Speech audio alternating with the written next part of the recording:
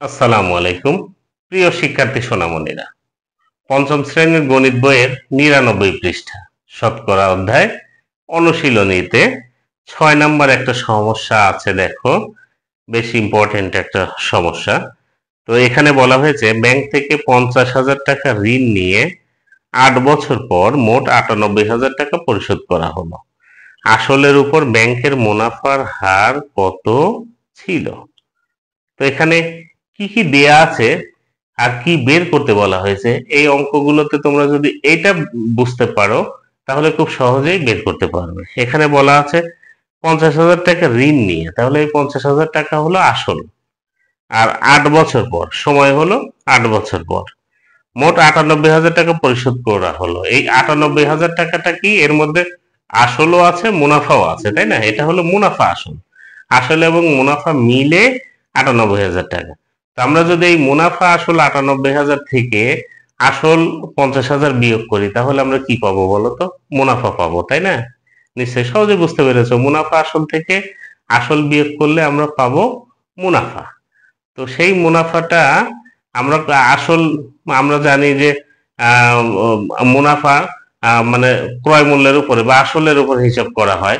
তাহলে আমরা বলতে পারবো যে ৫০,০০০ টাকার মুনাফা হলো ওই বিয়োগ করে যেটা পাবো ওইটা, আর শতকরায় বের করতে বলা হয়েছে, অর্থাৎ মুনাফার হার মানে হলো ১০০ টাকার ১ বছরের মুনাফা, সেটা আমরা বের করব।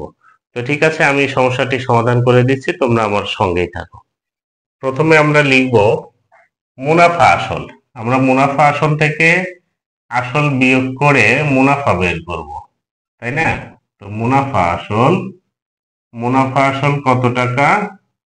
৯৮,০০০ টাকা। এবার আসল আসল কত টাকা দেয়া আছে বলো তো?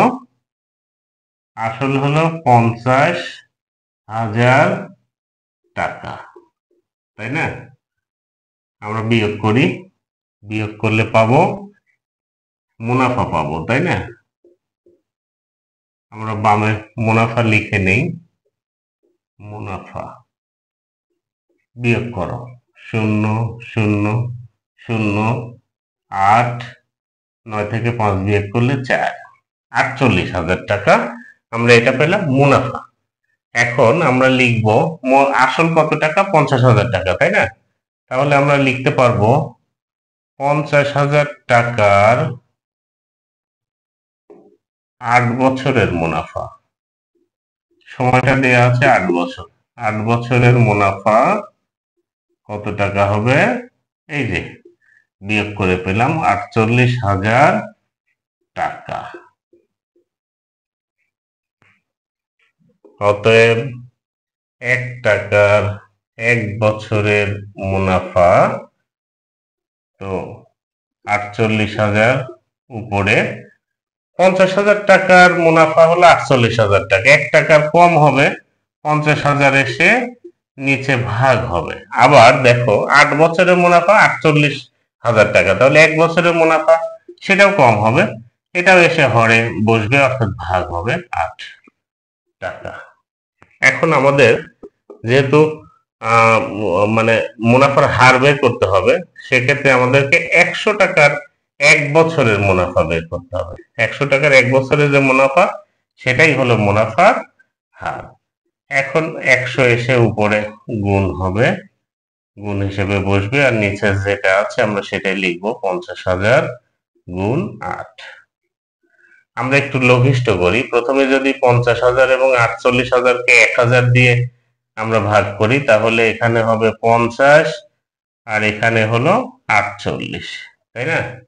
এবার ৫০ দিয়ে আমরা ১০০-কে কাটবো, ৫০ × ৫০, ৫০ দুগুণে ১০০। এবার ৮ আর ৪৮-কে ৮ দিয়ে যদি আমরা লঘিষ্ঠ করি, ৮ একে ৮, ৬ * ৪৮।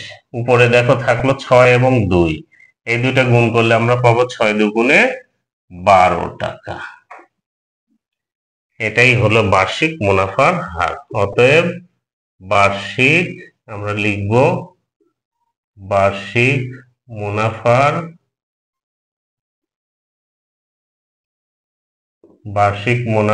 হার কত? ১২%। ঠিক আছে?